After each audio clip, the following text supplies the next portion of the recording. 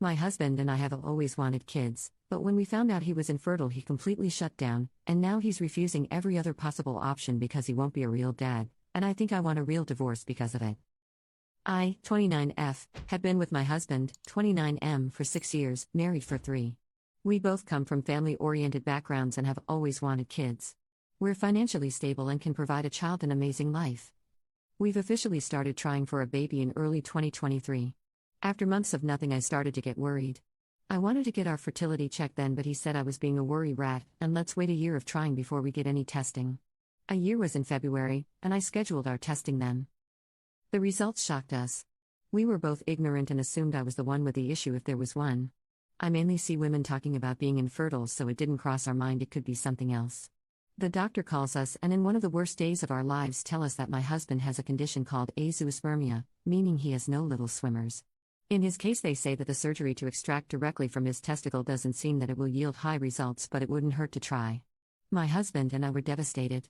I wanted us to explore all routes. Him taking the medication and getting the surgery, and if that fails, either a donor or adoption. I understand this is life-changing news, especially for my husband, but since February he has refused to do anything about it. He said he doesn't want to take meds and get the surgery if it will be a waste like the doctor thinks. That using a donor makes him feel emasculated, and he doesn't want to raise my child with another man's DNA, even if it's from a relative of his, and that adoption isn't something he's ever wanted. I have no one to talk to about this in real life since he doesn't want his diagnosis out there. It's been affecting me really bad mentally. There's nothing more I want than to be a mom. I begged him to go to therapy and he refuses, saying he accepts it. I'm the one that isn't. Every time I try to start a conversation, he shuts it down by saying that we will never have a child together, he will never be able to be a real dad, so to move on. I know what I want for myself. That's motherhood. I am willing to go down any avenue to motherhood, but he doesn't want to. I realized this past summer that he's right, we will never have a child together. I had one final conversation with him since he avoids the topic like the plague last night. I sat him down and said I empathize with him about this life-changing diagnosis, and that he doesn't want to get the surgery, which I respect, or use a donor or adopt. But that I want to be a mom and I'm not getting any younger. And if he isn't willing to explore any avenue or go to fertility therapy, then I want a divorce. He broke down saying he can't believe I would be willing to walk away from our marriage over this. That if the shoe was on the other foot, he would never leave me for being infertile. He says I'm a horrible person and that I'm punishing him for something he can't control. I told him it's not for being infertile, I can work with that, but it's because he's refusing to go down any route to become a parent, knowing that's something we've both wanted. He says that I never loved him, otherwise I would never contemplate divorce over kids that don't exist yet. He cried about it afterwards and refused for me to console him. I feel so horrible. But what else can I do? Continue begging him to change his mind or speak to a professional? He only wants bio kids and refuses to do the surgery because it's too much prep, daily vitamins, meds, no hot showers, etc. Ida? Commenter: first off, infertility is a hell of a curveball, and it's clear you're not divorcing him because he's infertile, but because he's essentially slammed the door on all options. That's a big difference. It's not that you're punishing him for something he can't control, you're drawing a line because he's refusing to control what he can. You've got dreams, and he's ghosting them harder than Reddit hides good posts. If he's not willing to roll up his sleeves and fight for your future family, you're not the jerk for wanting to find someone who will. It's time to ask yourself if you should sacrifice your happiness for someone who won't even try. Update: 8 months later. Hello everyone. I posted this last year and received so much amazing feedback that genuinely changed my life.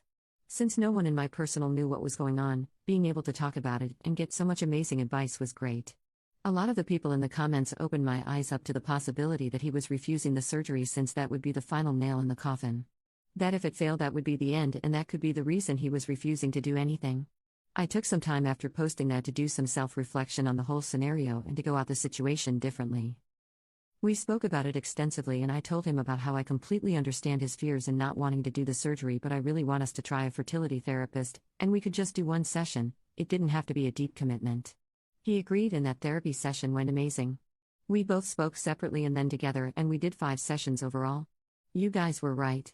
My husband was scared to try anything because he didn't want it to fail. He was pre-rejecting the rejection. He opened up to me about a lot of fears and anxiety about his diagnosis. We deeply connected afterwards and got even closer as a couple. One day I saw vitamins on his dresser and realized he had been taking them without even telling me.